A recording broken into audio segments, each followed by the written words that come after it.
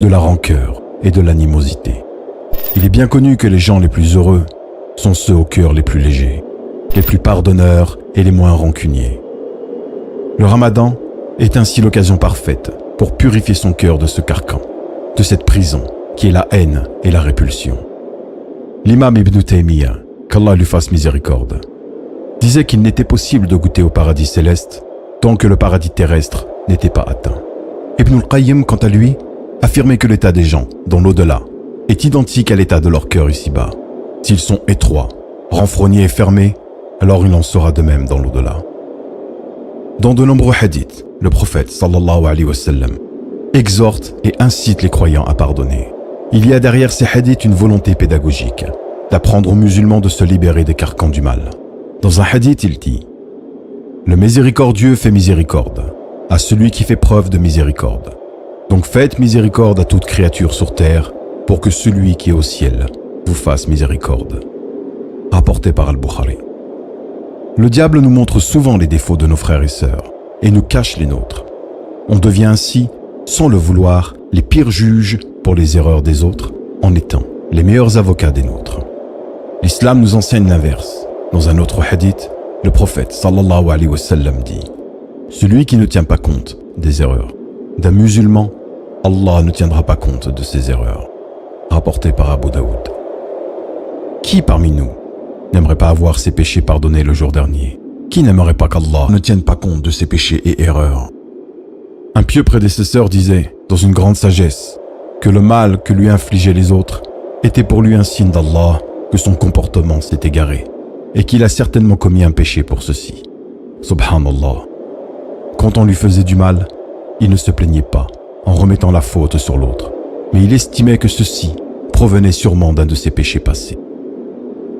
Que le mois du Ramadan soit pour nous tous le mois du pardon, du rapprochement, qu'il soit l'occasion et l'opportunité d'effacer l'ardoise de tout le passé.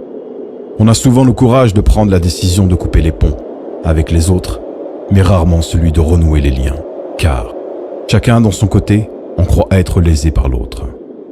Ne pas les oublier, ne pas pardonner, c'est garder un poids sur son cœur, c'est prendre le risque de mourir le cœur gros, et c'est garder son esprit parasité par les erreurs des autres, alors qu'il devrait se focaliser sur les siennes.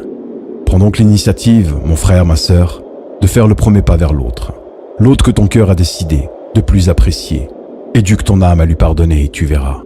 Au début, ce sera probablement dur, mais une fois que ce sera fait, tu sentiras ton cœur être parcouru par un sentiment de douceur et d'enchantement indescriptible. Ne pense pas une seule seconde à ce que va penser l'autre. N'aie pas de crainte qu'il te repousse ou te rejette. S'il le fait, alors tu seras récompensé par ton Seigneur. S'il ne le fait pas, alors tu seras récompensé par Allah et tu auras retrouvé un proche. Ne crois pas que pardonner, c'est être faible. Bien au contraire, c'est faire preuve d'une force surestimable, surmonter son orgueil, sa fierté mal placée, pour prendre contact avec l'autre. Profite, mon frère, ma sœur, de cette occasion du Ramadan, de cette vidéo, pour renouer avec tes proches, tes voisins, tes frères et sœurs dans la foi, avec qui tu es en froid.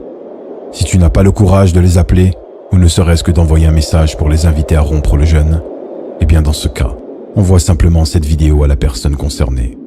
Peut-être qu'à son tour, elle fera le nécessaire pour renouer les liens. Le Ramadan, c'est le mois du pardon d'Allah. Et quiconque croit au pardon d'Allah, croit également au verset suivant, derrière lequel nous devons tous œuvrer.